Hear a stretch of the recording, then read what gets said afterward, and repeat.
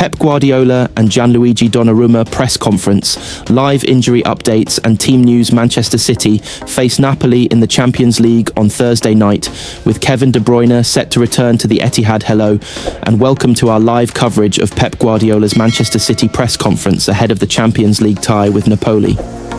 The Blues begin their European campaign with a visit from the Serie A champions, who will have City legend Kevin De Bruyne in their ranks.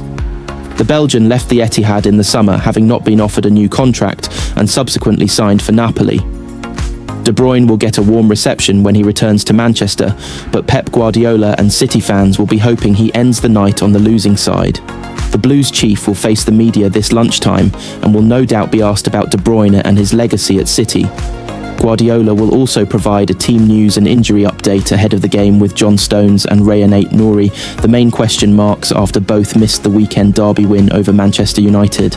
Manchester City face Arsenal dilemma before Champions League game with Napoli. Manchester City manager Pep Guardiola will have to think about what he wants from Arsenal before moving on to Napoli-Manchester City, and Arsenal meet for the first time in the Premier League this season in similar circumstances to the last, only with some key points reversed. The first is who will be expected to win the game, with Arsenal now clear ahead of City given the drop in standards at the Etihad last year. The second, informing the first, is that the game will be played at the Emirates, where Arsenal won 5-1 last season, rather than in Manchester, where the points were shared. The third relates to the Champions League. Both have their first European night of the season to navigate before they lock horns again to renew their very modern rivalry. Last year, City firmly held the advantage, with their home game against Inter coming the day before Arsenal were away at Atalanta, and then had to travel up to Manchester once they returned.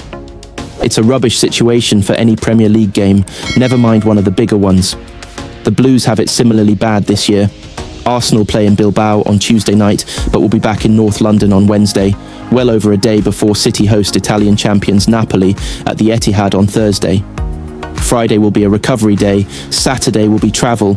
So when and how exactly does Pep Guardiola prepare a side for Arsenal? Poorly, is the answer that nobody wants but everyone will have to accept. It won't be how anyone at City wants it, but it is the reality of modern football, where the calendar is so bloated that all teams playing in multiple competitions, and it is all teams, before any of them start whining about being excluded, are routinely stuffed. Managers like to insist on taking one game at a time, but in such circumstances it simply isn't possible. Guardiola has to be thinking about what he wants his team at Arsenal to look like before the Napoli game, how much influence that has on the Napoli game, and whether it means anybody that would ordinarily start against Napoli is saved for Arsenal, is down to the manager. But it has to at least be a consideration before a Champions League ball has been kicked. Arteta, to an extent, must have had some of the same thoughts, even with more days to prepare. Do you prioritise the league game because it feels like it is more important to the season, or trust that a good result in the Champions League, where there are fewer matches left to recover the situation if you lose, is more significant for the bigger picture of building momentum in all competitions? That is the dilemma for Guardiola on Wednesday and Thursday before he picks his team for Napoli. Which players are used and how many changes there are between the games may give an indication of who the manager sees as integral to his team right now. Manchester City given chance to end 29-month concern after training change. Manchester City head into a big week with fixtures against Napoli and Arsenal that will reveal more about how good Pep Guardiola's side are. It remains unclear why Manchester City were training at the Etihad before the Manchester derby, but it is no secret that it is no longer the home it once was for them. It is less than 12 months since Pep Guardiola's side boasted one of the longest home unbeaten runs English football has seen, but things have fallen off quickly. Tottenham became the first team in more than 2 years to beat City at the Etihad when they won there in November 2024, and they picked up the 3 points with a battering. The Blues had started well, but somehow conspired to lose 4-0 against one of their bogey teams, shattering their proud home record at the end of an evening where they had celebrated Rodri becoming the first City player to win the Ballon d'Or. City's slide from the best in the world to wildly inconsistent was alarmingly quick, with Ruben Amorim's dismal United side beating them at the Etihad the week after that Spurs defeat. Pep Guardiola's side were generally stronger at home than they were away, but Real Madrid and Liverpool still proved too good for them on home soil, and their start to this Premier League campaign was spoiled by Spurs again, as Thomas Frank's team won 2-0. As much as the defeats have stacked up, the absence of victories is significant as well. From the final 2 months of the treble season, where Liverpool, Arsenal, Bayern and Real Madrid were all humbled at the Etihad, it is arguable that City haven't beaten an elite team since, even containing the year where they won their 4th Premier League title in a row. City haven't beaten Liverpool or Arsenal for 2 years and have failed to win against Real Madrid twice, and Inter as well as Feyenoord in that time. They did beat Aston Villa in April 2025 and Chelsea and Newcastle earlier in the year. But in terms of direct rivals for the Premier League or Champions League, the victories have been missing. That has also stretched to away games, which is why this is such a big week for City. At the end of it, they travel to Arsenal as they look to put the misery of last season's 5-1 loss at the Emirates behind them. To win in North London would be a major statement, but before that, City have the chance to bring back some of the feeling of the Etihad as a stronghold for them with the visit of Kevin De Bruyne's Napoli. The Italian champions deserve to be bracketed among the European elite and will come to Manchester with hopes and expectations of at least a point. There is a tension and a nervousness now present inside the Etihad when things aren't going well. This comes from the players, but can also be sensed in the stands. That will take some time to change, but the way it will is through good wins against very good sides. The stakes for Thursday aren't as high as they could be in the Champions League or Premier League, yet it is a chance for City to win a big game at home for the first time in 29 months, when they beat both Liverpool and Arsenal in April 2023. A derby win always goes down well, and there was relief on Sunday at putting Amorim's United away, especially having lost the fixture last year. Until City start beating good teams though, there will always be that nagging concern about their ability to win trophies again. Beating Arsenal on Sunday would be an amazing way for Guardiola's side to do that, but turning the Etihad back into a home banker is probably more important in the long run, and that means the importance of Napoli's visit cannot be understated. UEFA's Champions League rule changes to Premier League clubs including Arsenal and Liverpool. The 2025/26 Champions League season gets underway, with the Premier League representatives including Arsenal, Chelsea and Tottenham all in action and set to feel the pinch of UEFA's new rules. UEFA have revealed 2 significant Champions League rule alterations that will impact Premier League sides over the forthcoming campaign. Premier League sides commence their respective European charges over the coming week.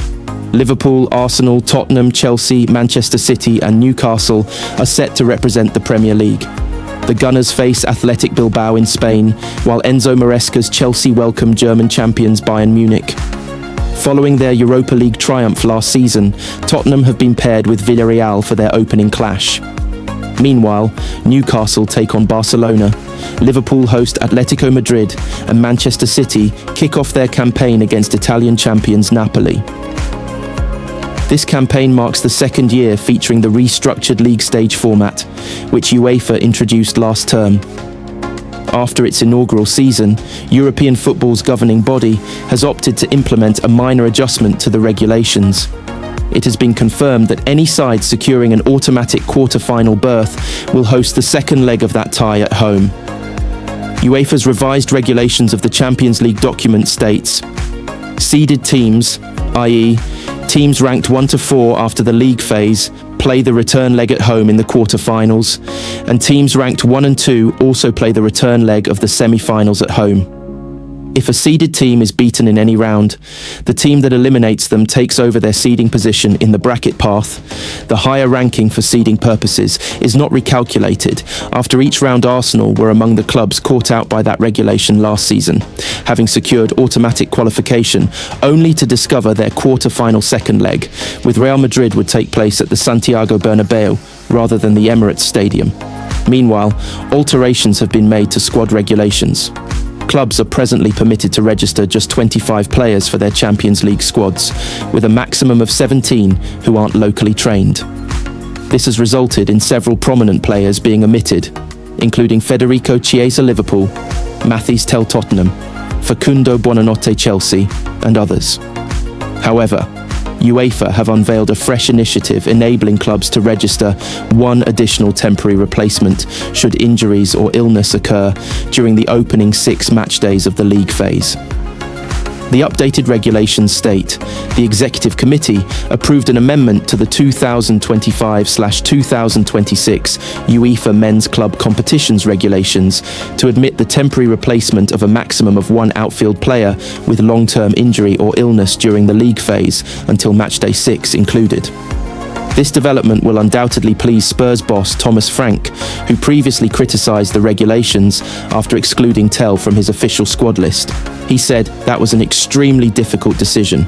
I also think in many ways it was a bit unfair as the UEFA lists are not big enough. The load is getting more and more on the players. We need a bigger squad. I cannot understand why we need to limit ourselves. I like the idea of club-trained players, by the way. I needed to name it before I really knew Matty Matthey's telephone. I think the way he handled it was extremely mature. It was really impressive. The Champions League stage continues until January next year. The top 9 sides will secure automatic qualification for the quarter-finals, while the remaining 18 teams will then battle it out in a playoff to progress to the next stage. Manchester City hatch Marc Guehi transfer plan as Liverpool target stance emerges. Manchester City are planning a move for Marc Guehi after the Crystal Palace defender saw a £35 million deadline day move to Liverpool collapse at the last minute. Manchester City are preparing to challenge Liverpool in the race to sign Marc Guehi on a free transfer next summer. It could spark a significant transfer battle between 2 of the Premier League's top clubs for the England defender.